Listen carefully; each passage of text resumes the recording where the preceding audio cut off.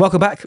It's Kovacs Report, and we have lots of reviews to get through this week. Why? Well, the Age of Revelation has landed, along with all its other tie-ins. So we are going to take a look at one of the first tie-ins, Binary. We're going to find out if it's any good, and we're going to go through it page by page. So there's going to be spoilers. Like the video if you can. Hit subscribe too. So Age of Revelation, well and truly, has arrived. There are 5 Age of Revelations books out this week alone. There are 15 in total this month. So it is a big investment if you want to follow the entire event. So here we are. We are going to sift through the good, the bad, and the downright ugly. And we're going to start with Binary. So there will be spoilers because I am going to go through it page by page. Like the video if you can, and definitely hit subscribe. So we see Binary here, Carol Danvers, basically, who's essentially the Phoenix, the Phoenix indeed. Now, I'm going to read the bump and get straight into it. It's written by Stephanie Phillips, art by Giada Belviso. And we are 10 years ago. The X virus swept the US after the detonation of a gene bomb. Millions died. Those who survived became mutants. The affected areas grew into Revelation territories, a mutant nation ruled by Doug Ramsey, aka Revelation. He can command people with just a word and strip anyone who defies him of their ability to communicate at all, turning them into babbles. Some mutants have joined Revelation's ranks as his choristers. His choristers are basically mutants have the power to amplify other mutants' powers, and they're amplifying his, essentially, making him as powerful as he is, and his seraphim, which are basically his elite killer guard. Now, some are applying a resistance, and everyone else, well, they're just trying to stay alive, which is much like me. Going through this book. Now, we are in the Revelation territories in Beverly, Massachusetts, 5 days from now. And we see this little ragtag armed group here, and it looks like they're about to try and assassinate someone. Now, are they trying to assassinate Revelation? No, no, no. They are trying to assassinate someone else. And we see her narrate over the top. They're trying to kill Carol Danvers. And we see this huge explosion. They're sent flying. The guns are going in the air. It's not good. Debris raining down. They're trying to get themselves up. And she says, I've had many names. In my early days as a hero, I went by Miss Marvel, a classic, honestly. I briefly played with the name Warbird, though it's the name Captain Marvel that felt like it really stuck.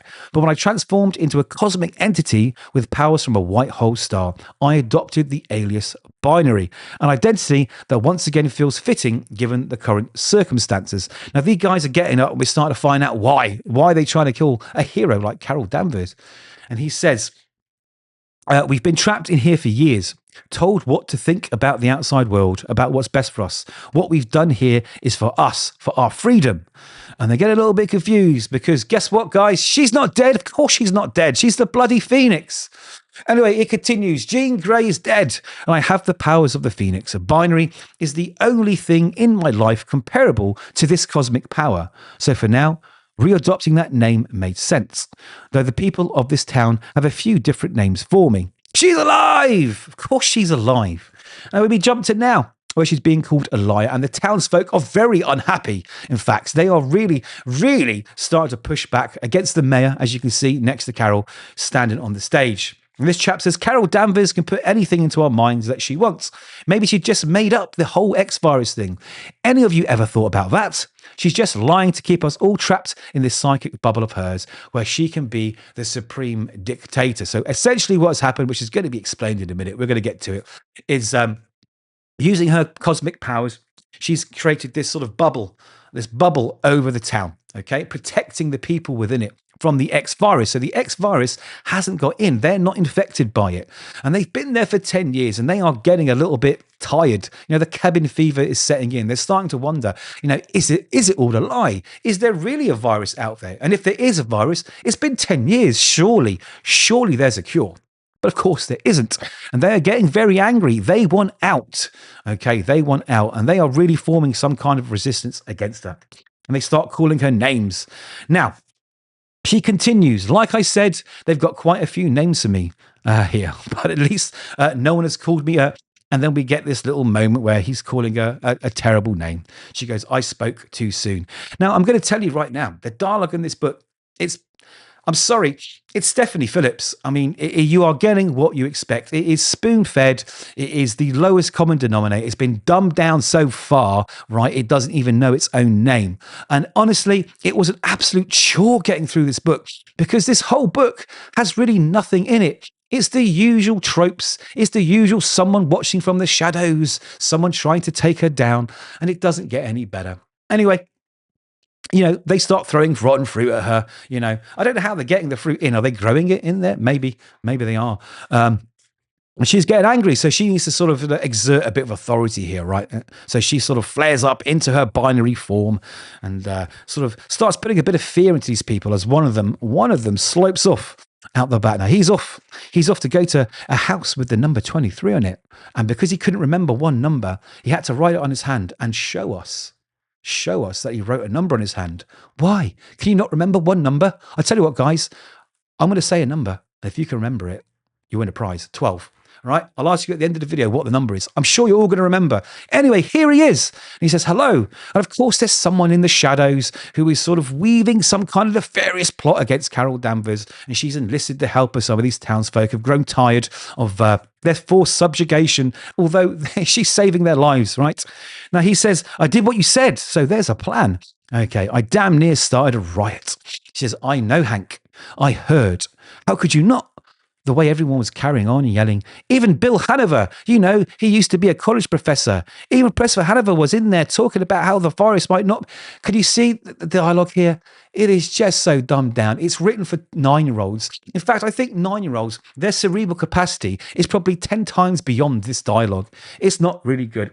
Anyway, she's trying to sort of work against Carol Danvers, whittle her down for whatever nefarious need she has. I'm supposed to probably know maybe who this character is here, who is, twisting some magic, creating a sort of balloon snake out of her magic. I really don't know who she is. Anyway, she says, we can't wait for her powers to weaken. We must also weaken her mind. The people aren't just angry at her. They are beginning to fear her, something that will completely break the spirit of heroic Carol Danvers. Will it? I don't know. In Eden, and here we go, we're trying to inject some real sort of deep meaning into this scene. In Eden, the serpent opened their eyes. At Babel, God twisted their tongues. You know the story, I assume.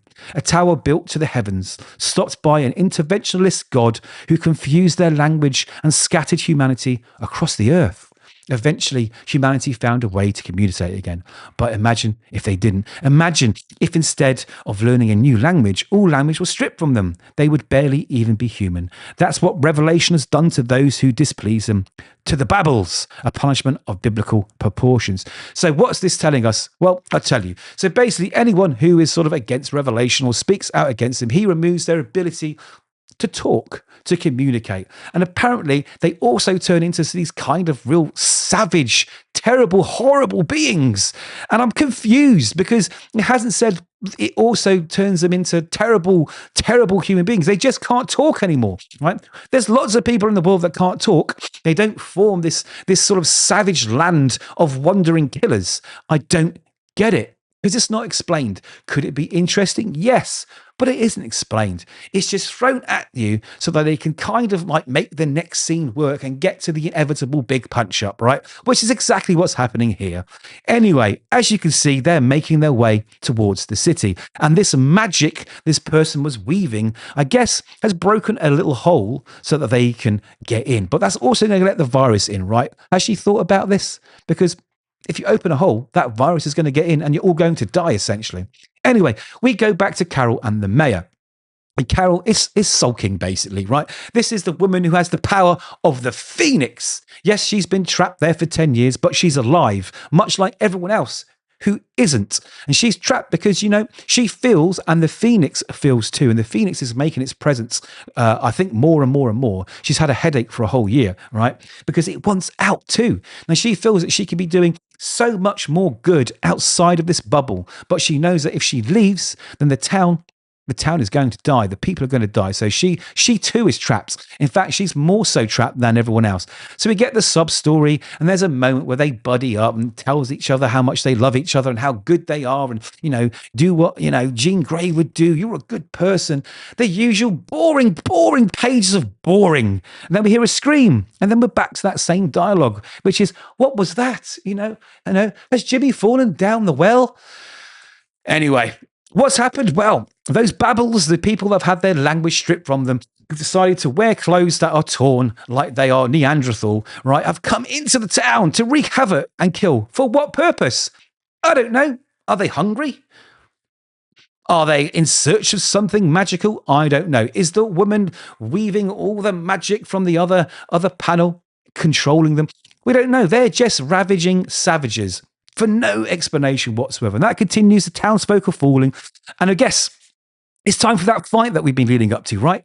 The world has changed a lot since anyone called me Miss Marvel or Captain Marvel or even Warbird. Jean choosing me as the vessel for the Phoenix Force. The X virus killing a huge portion of humanity. But some things really never change. But why did you get the power? That's not explained. Is it going to come? It would have been good to start there. Anyway, like the fact that there will always be someone in need of protection. Because it's Carol Danvers. She loves everybody, right? These moments where they're trying to really force and inject some heart into the story because there isn't a story, right? This is where we're supposed to start really feeling it and resonate with the characters, but you don't. I feel like I'm pushed more away because it's so cheesy. She says, let's start again. Like the fact that there will always be someone in need of protection and someone else, here comes the humor, in need of a good kick to the teeth. Yeah? And I will always answer that call. Whether they love me or hate me or fear me, whether they call me binary or Phoenix, hero or villain, it doesn't matter because I am Carol Danvers. We've just spent this whole time telling us that you identify as binary, and that's the perfect fitting name for you. But now you're saying that you're Carol Danvers. Which one are you? Right? It seems like you're very confused here. Then she does this mega explosion, of course, of Phoenix power, cosmic force. It sends all the bad guys flying through the air just at the right moment to save the people of the town. And again, this is supposed to be that time where you're going, oh, wow, this is Braveheart, when he gives this speech, you never take my freedom, all that jazz. It just doesn't resonate. It's just all lead up for a boring fight that just ends. And it ends with something mysterious. And she says, and I will always stand up for those who cannot protect themselves. And in the background, we hear these two people talk. She's predictable. She thinks saving the day like she's done 100 times before. Familiarity is comfortable.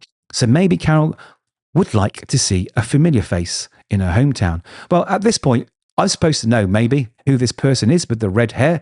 Is this like a clone of Jean Grey? I don't know. I have no idea who it is. Should I know? Yes, because you know what? Not everyone knows what's going on in all the other books and who these characters are.